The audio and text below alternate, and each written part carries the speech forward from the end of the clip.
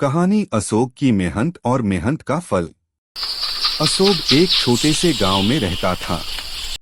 उसका गांव हरा भरा था, लेकिन जमीन बहुत उपजाऊ नहीं थी।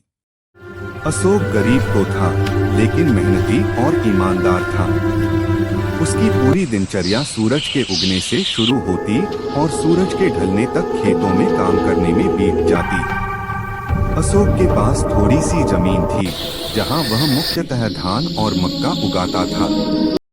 वह हमेशा अपने खेत को सुधारने के तरीके सोचता रहता। गांव के लोग अक्सर कहते, अशोक, इतनी मेहनत से क्या मिलेगा? यही जमीन कभी खूब नहीं देगी। लेकिन अशोक का जवाब हमेशा यही होता, मेहनत का फल जरूर मिलता है, बस समय चाहिए। एक साल बारिश देर से हुई। खेत सूखे पड़े थे और अन्य किसानों की फसलें झुलसने लगी थीं। अशोक ने हार नहीं मानी। उसने अपने खेत में जल संचयन के लिए छोटे छोटे नाले और कुएं बनवाए। उसने पुराने खेत की मिट्टी को सुधारने के लिए प्राकृतिक खाद का इस्तेमाल किया। गांव वाले उसे पागल कहने लगे, लेकिन अशोक ने अपने काम में ध्यान लगाया। समय बीता और आश्चर्यजनक बात हुई। अशोक की मेहनत रंग लाई। जब अन्य किसानों की फसलें आधी गिर गईं, अशोक की धान और मक्का की फसलें पूरी तरह से तैयार थीं। उसकी फसल इतनी अच्छी थी कि गांव के लोग उसे देखकर हैरान रह गए। अशोक ने अपनी फसल का एक हिस्सा गांव के बच्चों और बुजुर्गों में बांट दिया।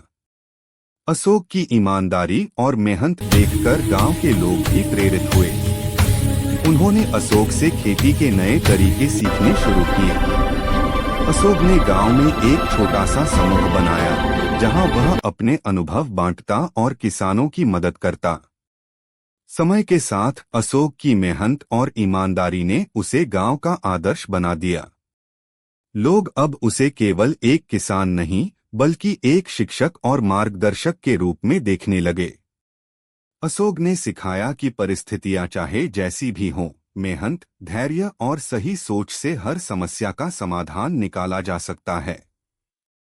अशोक की कहानी यह संदेश देती है कि कठिन परिश्रम और ईमानदारी हमेशा फल देती हैं, और दूसरों की मदद करना जीवन में सच्ची खुशी देता है।